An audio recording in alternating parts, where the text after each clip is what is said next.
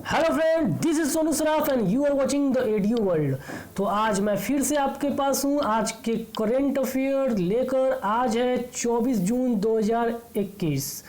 तो चलिए फ्रेंड, हम लोग स्टार्ट कर लेते हैं बिना किसी देरी का अपना आज का सेशन। और आपने मार्कर का डिमांड किया है येलो, तो मैं लेता हूँ आज येलो। और चलिए स्टार्ट कर लेते हैं। हाल ही में इंटरनेशनल ओलंपिक डे कब मनाया गया है? तो देखिए, इंटरनेशनल ओलंपिक डे, ओलंपिक में जो कि इंटरनेशनल लेवल के बहुत से कंट्री एक साथ पार्टिसिपेट करते हैं और उसमें सैकड़ों किस्म के गेम्स एक्टिविटीज़ ओलंपिक में किए जाते हैं। रेसिंग हो, स्विमिंग हो, साइकिलिंग हो, मोटर रेसिंग हो, ठीक है। तो इस तरह के बहुत से उसमें एक्टिविटीज़ किए जाते हैं और उसमें जो भी जीतता है वो अपने कंट्री को रिप्रेजेंट करता है। तो ओलंपिक का बहुत ज़्यादा वैल्यू होता है, ठीक है। भारत से भी बहुत कोई सिल्वर और गोल्ड जीत कर लाए हैं, उनको बहुत रिस्पेक्ट दिया जाता है क्योंकि ओलंपिक में जीतने पर एक अपने देश की छवि जो है वो बेहतरीन होती है। तो चलिए दोस्तों, तो इसका सही उत्तर हो जाएगा इंटरनेशनल ओलंपिक डे कब मनाया जाता है? तो 23 जून को, ठीक है। 23 जून को मनाया गया, यानी कि कल। तो नेक्स्ट देख लेते हैं हम लोग। हमारा नेक्स्ट है एफडीआई। एफडीआई तो आप लोग जानते हैं, फॉरेन डायरेक्ट इन्वेस्टमेंट।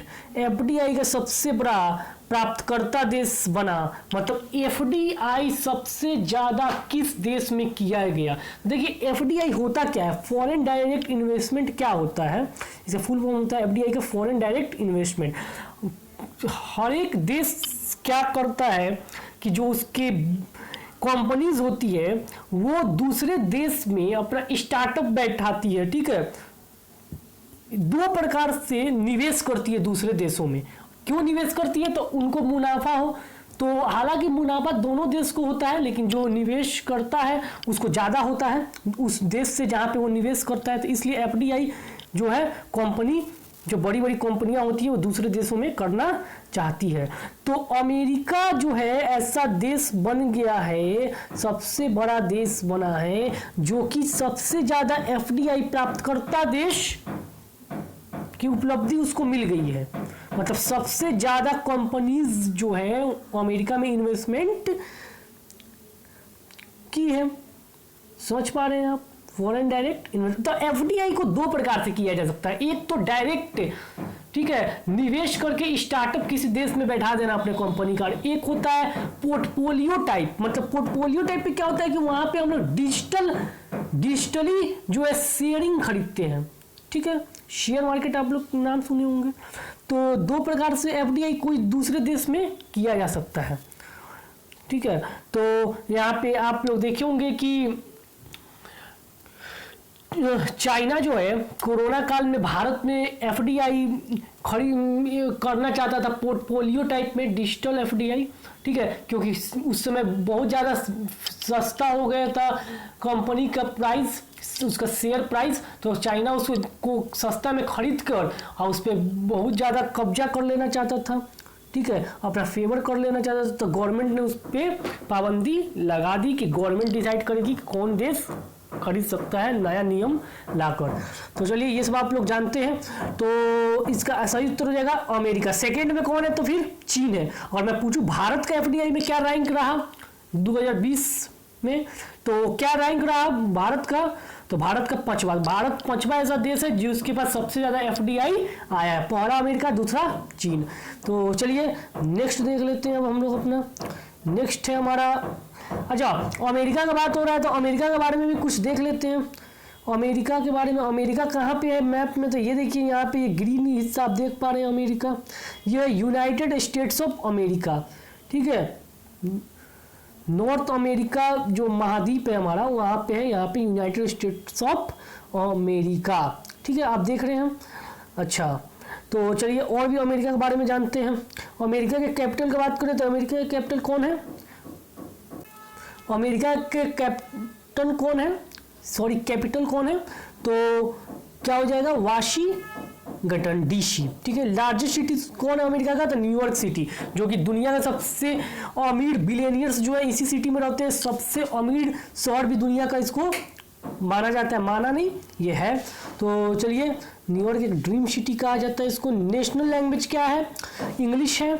ठीक है, और यहाँ पे अमेरिका में 2019 की जनसंख्या के अनुसार 76.3% व्हाइट और 13.4% ब्लैक रहते हैं। ठीक है, उनकी ग्रुप से। प्रेसिडेंट की बात करें तो जो बिडेन जो है अमेरिकी प्रेसिडेंट अभी है, ये बहुत अभी चर्चा में है। चाइना को लेके उसके खिलाफ नीति बना रहे हैं, उससे जवाब मांग रहे हैं कि कोरोना का रिपोर्ट वहाँ पे सौंपा जाए उनको। ठीक है, कि वायरस कहाँ से फैला उसका पता लगाने में चाइना सहयोग करे, ये उनका डिमांड है। अब देखिए चाइना क्या करता है। तो काफ़ी एग्रेसिव है चाइना के खिलाफ अभी। और वाइस प्रेसिडेंट कौन है? तो कैमला हैरिस, जो कि भारत की हैं, आप जानते हैं, बहुत बड़ा पद पे ये अमेरिका पे अभी पे रिप्रेजेंट कर रही हैं, वाइस प्रेसिडेंट। ठीक है, जो कि भारत के लिए बहुत फख्र की बात है। हाउस स्पीकर कौन है? तो नैन्सी पेलोसी। और चीफ जस्टिस कौन है? तो जॉन रॉबर्ट्स। ठीक है, और बात करें तो देखिए, जैसे भारत में लोकसभा राज्यसभा होता है, उसी तरह अपर हाउस अमेरिका में होता है, उसको सीनेट कहते हैं। लोअर हाउस को हाउस ऑफ रिप्रेजेंटेटिव कहते हैं। ग्रेट ब्रिटेन से ये क्या हुआ था? आज़ाद हुआ था, इंडिपेंडेंस हुआ था। ठीक है, तो चलिए नेक्स्ट अब हम लोग अपना देख लेते हैं। तो नेक्स्ट है ये रहा हमारा नेक्स्ट, थर्ड पे देखते हैं हम लोग। हाल ही में किस देश के प्रधानमंत्री के खिलाफ अविश्वास प्रस्ताव पारित किया गया है? तो देखिए, सबसे पहले कि अविश्वास प्रस्ताव क्या होता है। तो देखिए, जब कोई पार्टी जो है बहुमत पे है, उसकी सरकार है, तो जो विपक्ष पे होती है, ठीक है, वो अविश्वास प्रस्ताव पारित कराती है। जब उसको लगता है कि लॉ के अनुसार कुछ सही काम नहीं हो रहा है, तो वो अविश्वास जो है प्रस्ताव उसको पारित कराती है संसद में। और उसको पारित कराने में 50 जो वहाँ के मेंबर्स हैं उनका सपोर्ट होना चाहिए। ठीक है, तो इसको पारित कराती है। और अगर वो अविश्वास प्रस्ताव पारित हो गया संसद में, अगर वो जो अविश्वास प्रस्ताव पारित करा दिया गया, ठीक है, कि वो सक्सेस हो गया, संसद में पास कर गया उसका बिल, तो समझिए कि जो सरकार पे बैठा हुआ है, सरकार चला रहा है, उसका सरकार गिर जाएगा, उसे अपना इस्तीफा देना होगा। तो इस क्वेश्चन में मुझे लिखना चाहिए कि पहला ऐसा स्वीडन का प्रधानमंत्री कौन है जिसका अविश्वास प्रस्ताव पारित किया गया है, जिसकी। तो यहाँ पे पहला ऐसा प्रधानमंत्री स्वीडन का बने हैं। ठीक है, स्वीडन किस देश के प्रधानमंत्री के खिलाफ अविश्वास प्रस्ताव पारित किया गया है? तो स्वीडन। ठीक है, तो यहाँ पे देखिए, मैं आपको यहाँ दिखाता हूँ स्वीडन के बारे में। यहाँ पे देखिए, ये स्वीडन, ऐसा भी क्वेश्चन आ सकता है कि ऐसा कौन किस देश के प्रधानमंत्री बने हैं जिनका अविश्वास प्रस्ताव पारित हो गया है, जिनके खिलाफ, और वो पद से इस्तीफा दे भी रहे हैं। तो वो होंगे स्वीडन के प्राइम मिनिस्टर स्टेप।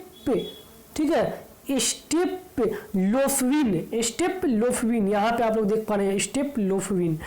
ठीक है, स्टेप लोफविन, मैं यहाँ पे थोड़ा सा कलर बदल लेता हूँ। ये स्टेप लोफविन जो है पहला ऐसे स्वीडन के प्राइम मिनिस्टर बने जिनके खिलाफ अविश्वास प्रस्ताव पारित कर दिया गया है, और वो अब इस्तीफा दे भी रहे हैं। ठीक है, तो चलिए हम लोग फिर से अपना येलो ले लेते हैं। यहाँ पे आप लोग समझ चुके हैं। तो बात करें अब हम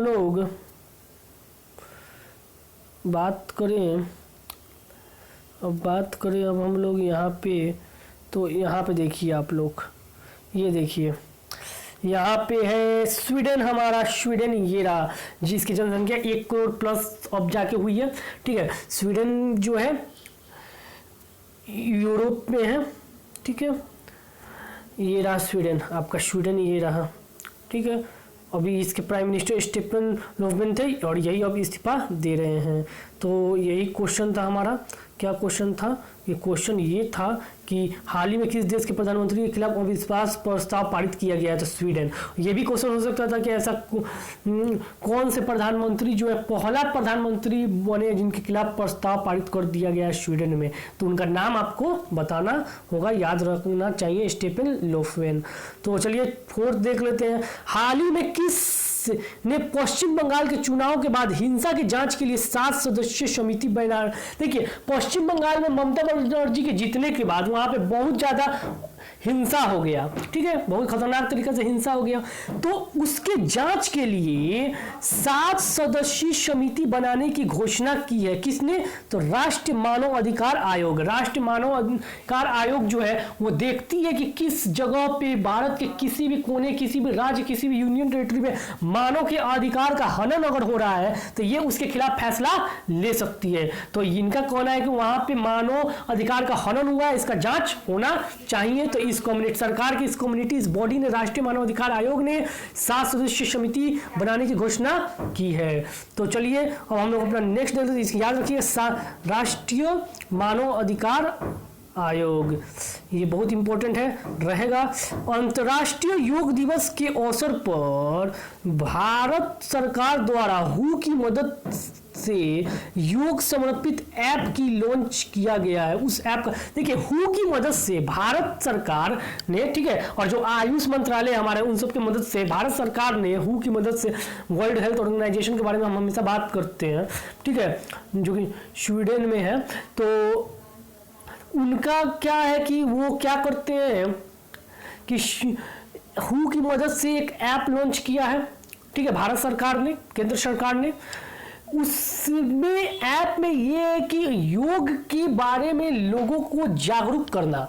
उस ऐप में बहुत से वीडियोस दिए जाएंगे जिससे कि लोग अपने घर बैठे योग को सीख पाएंगे, ठीक है। कोरोना काल में इम्यून सिस्टम को बढ़ाने के योग भी सीख पाएंगे, चाहे जितने भी प्रकार के रामदेव बाबा टीवी में पहले सिखाते थे वो सबके रिलेटेड वहाँ पे सिखा दिया जाएगा। तो योग को बढ़ावा देने के लिए, लोगों में जागरूकता, उसका ज्ञान बढ़ाने के लिए एम योगा ऐप जो है हु के द्वारा, आयुष मंत्रालय के द्वारा और भारत सरकार के द्वारा क्या कर दिया गया है, लॉन्च किया जाने वाला है। तो चलिए यहां पे देखते हैं, अब हम लोग यहां पे नेक्स्ट देख लेते हैं। नेक्स्ट है हमारा, हाल ही में किस राज्य के द्वारा उद्यमी योजना लाया गया है। तो देखिए उद्यमी योजना पहले क्या है, तो उद्यमी योजना में इसको 2 प्रकार से सरकार ने इस पे काम किया है। उनका कहना है कि जो भी महिलाएं हैं, ठीक है, उनको लोन दिया जाएगा, ठीक है, किस चीज के लिए, तो अपना बिजनेस, अपना छोटा बिजनेस या बड़ा बिजनेस का स्टार्टअप करने के लिए। और दूसरा कि जो भी युवा है उनको भी लोन दिया जाएगा, 10 लाख रुपए तक का लोन दिया जाएगा। और उस लोन में क्या है कि 5 लाख रुपए सरकार छोड़ दीजिए, 5 लाख को आपको 84 किस्तों में सजाना है, 84 भाग में बांटकर सधा देना है, ठीक है। तो इसके बारे में और आप जानकारी ले सकते हैं, न्यूज पे आप जाकर वहां पे सर्च कीजिए, ठीक है, उद्यमी योजना के बारे में। तो ये किस ने किया है, तो यहाँ पे आप देख पा रहे हैं, यहाँ पे आप देख चुके हैं, बिहार होगा, ठीक है। तो बिहार के मुख्यमंत्री नीतीश कुमार उर्फ सुशासन बाबू ने यह फैसला लिया है। तो चलिए अब हम लोग देख लेते हैं बिहार के बारे में भी कुछ, क्योंकि Bihar is our favourite. Okay, तो ये रहा बिहार। तो बिहार की जो राजधानी है वो हमारा पटना है। बाउंड्री इसका उत्तर प्रदेश, झारखंड, वेस्ट बंगाल के साथ लगता है। इसका फॉर्मेशन 22 मार्च 1912 में हुआ था। ये स्टेटहुड का दर्जा 26 जनवरी 1950 को इसको मिला। चीफ मिनिस्टर नीतीश कुमार उर्फ सुशासन बाबू है। गवर्नर फागू चौहान है। चीफ जस्टिस से एट पटना बैठते हैं संजय कारोल, ठीक है। डिस्ट्रिक्ट यहाँ पे 38 है। बिहार में लोकसभा सीट 40 है, राज्यसभा सीट 16, विधानसभा सीट 243 है और विधान परिषद 75 है, ठीक है। उसके अलावा और हम लोग देख लेते हैं। उसके अलावा बिहार के बारे में कुछ करंट अफेयर हम लोग देखते हैं। अभी ये चर्चा में चल रहा है, इसलिए मैं हमेशा आपको ये दिखाता रहूँगा। बिहार के बारे में जब भी बात आएगी तो इसको आपको याद रखना ही है। बिहार में कलराव उत्सव का आयोजन किया गया। कलराव उत्सव का आयोजन बिहार में किया गया। पूर्वोत्तर भारत का पहला ग्लास ब्रिज जो है पूर्वोत्तर भारत में देखा जाए तो नालंदा में बन के तैयार हुआ बिहार में। तो पहला ग्लास ब्रिज पूर्वोत्तर भारत में, पूर्वोत्तर ईस्ट में भारत में सबसे पहला ग्लास ब्रिज कहाँ तैयार हुआ? तो बिहार के नालंदा में। नितिन गडकरी ने बिहार में कोइलवर पुल का उद्घाटन किया। कोइलवर नामक पुल का उद्घाटन नितिन गडकरी ने बिहार में किया है। बिहार देश का पहला राज्य बनने के लिए तैयार है जिसमें 2 हरित ऊर्जा कुशल शहर है। 2 हरित ऊर्जा कुशल शहर है यहाँ बिहार में। तो ये देश का पहला राज्य होगा जिसके पास 2 हरित ऊर्जा कुशल शहर हैं। त्रिपुरा शरण बिहार के नए मुख्य सचिव बने हैं। तो त्रिपुरा शरण जो है बिहार के नए सचिव बन गए हैं। चलिए किस राज्य, अच्छा चलिए नेक्स्ट देख लेते हैं हम लोग। नेक्स्ट अब हम लोग अपना क्या देख लेंगे? तो नेक्स्ट देख लेंगे। तो नेक्स्ट देखते हैं, ठीक है। नेक्स्ट यहाँ पे अब हम लोग अपना देख लेंगे। ये 6 नंबर है और यहाँ पे हम लोग 7 पे आ चुके हैं। किस राज्य सरकार ने आशीर्वाद योजना लॉन्च किया है? देखिए आशीर्वाद योजना लॉन्च किया गया है और आशीर्वाद योजना में कुछ खास नहीं है, मतलब उसमें ज़्यादा कुछ बोलने की ज़रूरत नहीं है तो ये बहुत खास चीज़। जो भी ऑर्फन्स हैं, जो भी अनाथ हैं, उनके लिए फाइनेंशियली सहयोग देने के लिए आशीर्वाद योजना को लाया गया है। जो भी ऑर्फन हैं, जो भी अनाथ हैं, चाहे वो कोरोना काल में अनाथ हो गए चाहे कभी भी हो गए, तो उनको फाइनेंशियली जो है सपोर्ट करने के लिए आशीर्वाद योजना को शुरू किया गया है। ये उड़ीसा गवर्नमेंट ने किया है, none other than Orissa government ने किया है। इसको आप लोग याद रखिए, बहुत महत्वपूर्ण है, बहुत ही ज़्यादा। सारे क्वेश्चन से ज़्यादा अभी तक ये महत्वपूर्ण है मेरे ख्याल से। उड़ीसा गवर्नमेंट ने इसको शुरुआत किया है, तो ये बहुत ही खास चीज़ जो है, ठीक है। उड़ीसा का फॉर्मेशन हुआ था 1 अप्रैल 1936 को। भुवनेश्वर इसकी राजधानी है। चीफ मिनिस्टर यहाँ पे नवीन पटनायक है। गवर्नर यहाँ पे गणेशी लाल है। Chief justice at Cuttack S Muralidhar है, ठीक है। लेक्स यहाँ पे छिलका लेक है, ये वेरी इंपॉर्टेंट। डैम्स यहाँ पे हीराकुंड डैम है, महानदी रिवर पे वेरी इंपॉर्टेंट। मंदिरा डैम शंख रिवर पे है, ठीक है। बाउंड्री इसका वेस्ट बंगाल, झारखंड, छत्तीसगढ़, आंध्र प्रदेश से लगता है। नेशनल पार्क आपको याद रखना है, डिस्ट्रिक्ट 30 है, लोकसभा सीट 21 है, राज्यसभा 10, विधानसभा 147 है। उसके अलावा यहाँ पे नेशनल पार्क है, तो जो कि आपको याद रखना होगा यहाँ पे, ये आप यहाँ पे देख लेंगे, ठीक है, नेशनल पार्क के बारे में। तो ये रहा, ये बहुत इंपॉर्टेंट रहा। तो चलिए नेक्स्ट देख लेते हैं।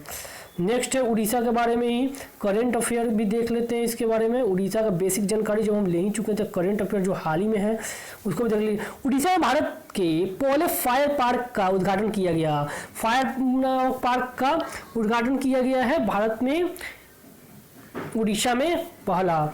चलिए, भारत का पहला तूफान अध्ययन परीक्षण मंच उड़ीसा में बनाया जाएगा, ठीक है।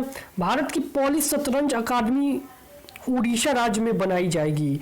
उड़ीसा में रामलीश्वर पार्क का उद्घाटन किया गया। उड़ीसा राज्य सरकार ने सुजल नल मिशन से पेय योजना का उद्घाटन किया, ठीक है, आप समझ रहे हैं। चलिए नेक्स्ट देखते हैं हम लोग अपना। नेक्स्ट है हमारा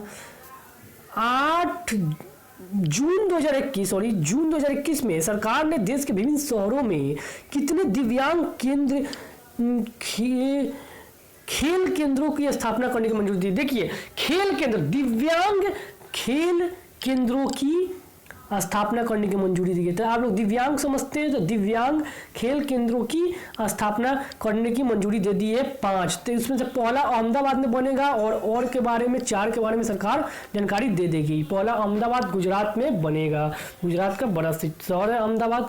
तो चलिए, ये जो है आपका ये 5 इसका सही उत्तर हो जाएगा। चलिए नेक्स्ट देख लेते हैं। इनमें से कौन सा देश ब्रिक्स का सदस्य नहीं है? तो देखिए, ब्रिक्स एक संगठन है, ठीक है, इंटरनेशनल देशों का, जिसमें कौन कौन से देश है? बी फॉर ब्रिटेन है, सॉरी, बी फॉर ब्राजील है, ब्राजील, माफ़ कीजिएगा, यहाँ ब्राज़ील होगा। आर फॉर रसिया है, आई फॉर इंडिया है, सी फॉर चाइना है और एस फॉर साउथ अफ्रीका है।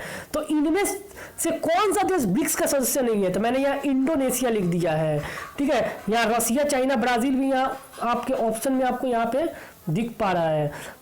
तो लेकिन यहाँ पे साउथ अफ्रीका भी सही है, इंडोनेशिया यहाँ इसका सही उत्तर होगा कि इंडोनेशिया जो है यहाँ पे नहीं होना चाहिए, इंडिया होना चाहिए। तो चलिए नेक्स्ट देख लेते हैं। नेक्स्ट है हमारा, हाल ही में किस राज्य सरकार ने आंध्र प्रदेश की नाडू नेडू योजना को लागू करने के लिए अपने राज्य में मंजूरी देने की फैसला? देखिए, आंध्र प्रदेश गवर्नमेंट ने जस्ट कुछ दिन ही पहले एक योजना लाया, नाडू नेडू योजना। इस योजना के तहत जो भी स्कूल्स हैं उसको स्मार्ट स्कूल्स बनाया जाएगा। वहाँ के टॉयलेट को एकदम साफ रखा जाएगा। जो भी सरकारी स्कूल्स हैं उस पर खास ध्यान दिया जाएगा। पानी की व्यवस्था एकदम खास प्योर दिया जाएगा, ठीक है। मतलब पूरी तरीके से स्कूल को स्मार्ट बनाने का यहाँ काम किया जाएगा। तो अब जो है आंध्र प्रदेश को देखने के बाद, इसे प्रेरणा लेने के बाद इसकी मंजूरी जो है अब तेलंगाना भी करेगा, ठीक है। तो आंध्र प्रदेश से ही तेलंगाना अलग हुआ था, आपको मालूम है। तो अब तेलंगाना भी करेगा। तो तेलंगाना की बात है तो हम लोग देख लेते हैं तेलंगाना। यहाँ मैप पे ये रहा तेलंगाना हमारा। और तेलंगाना की बात करें तो तेलंगाना जो है यहाँ गवर्नर तहसीलाई, ठीक है, चीफ मिनिस्टर के चंद्रशेखर राव, ठीक है। और इसके बारे में कुछ खास और कुछ खास नहीं है। पॉपुलेशन के दृष्टि से 12वां स्थान पे आता है इंडिया में, ठीक है। एरिया की दृष्टि से भी 12वां स्थान पे आता है, ये खास है, दोनों दृष्टि से 12वां स्थान पे आता है, ठीक है। और देख लेते हैं, हाल ही में किस देश ने संयुक्त अंतर्राष्ट्रीय चंद्र अनुसंधान केंद्र को विकसित करने के लिए चीन के साथ समझौता किया है? देखिए, किस देश ने संयुक्त अंतर्राष्ट्रीय चंद्र, ठीक है, मतलब मून अनुसंधान केंद्र को विकसित करने, जो भी स्पेस एजेंसियां होती है तो स्पेस के रिलेटेड जो भी काम करती है, तो चंद्र अनुसंधान केंद्र को विकसित करने के लिए चीन के साथ रूस ने समझौता किया है, ठीक है। रूस का बात आ रहा है तो यहाँ पे मैप में देखिए आप लोग, रूस है जो दुनिया के क्षेत्रफल की दृष्टि से सबसे बड़ा देश है। मॉस्को इसकी कैपिटल है, आप लोग जानते हैं। ये ऑफिशियल लैंग्वेज इसका रशियन है, ठीक है। यहाँ पे कौन कौन से ग्रुप्स रहते हैं तो 80.9% रशियन है, 3.9% तासार है, 1.4% उक्रेनियन है, 1.1% बाशमीर है, 1.0% कुवाश है। चलिए ये आप समझ गए। और देखिए, और हम लोग आगे यहाँ देख लेते हैं रशिया के बारे में। प्रेसिडेंट यहाँ पे वाला व्लादिमीर पुतिन है, ठीक है। प्राइम मिनिस्टर यहाँ पे मिखाइल मुश्टिन है। Speaker of the federal council यहाँ पे वैलेंटीना मेटविको है। Speaker of the state Duma यहाँ पे वैक्स्लाव वोलोडिन है, ठीक है। चीफ जस्टिस यहाँ पे वैक्स्लाव लेबोदेव है।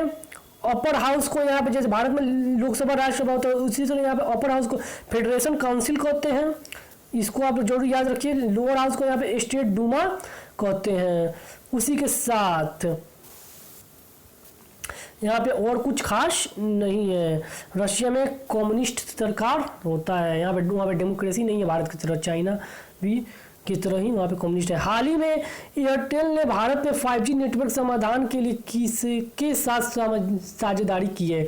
देखिए, 5G नेटवर्क अब तेज़ी से भारत में विकसित हो रहा है। जियो उस पर बहुत ज़्यादा काम कर चुका है 80%, एयरटेल भी उस पर बहुत तेज़ी से काम कर रहा है। तो एयरटेल ने जो है उसके समाधान के लिए ये TCS के साथ साझेदारी कर ली है।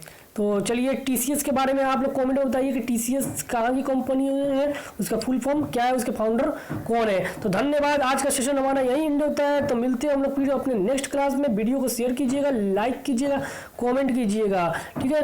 और डिस्क्रिप्शन बॉक्स में लिंक दे दिया गया है, वीडियो का PDF आप वहाँ से डाउनलोड कर सकते हैं। और इंस्टाग्राम पर अगर आप मेरे साथ जुड़ना चाहते हैं तो डिस्क्रिप्शन में लिंक है, वहाँ से जुड़ सकते हैं। फेसबुक पेज पर भी डिस्क्रिप्शन में लिंक है, वहाँ से भी आप मेरे साथ जुड़ सकते हैं। तो चलिए धन्यवाद, जय हिंद, जय भारत, बाय।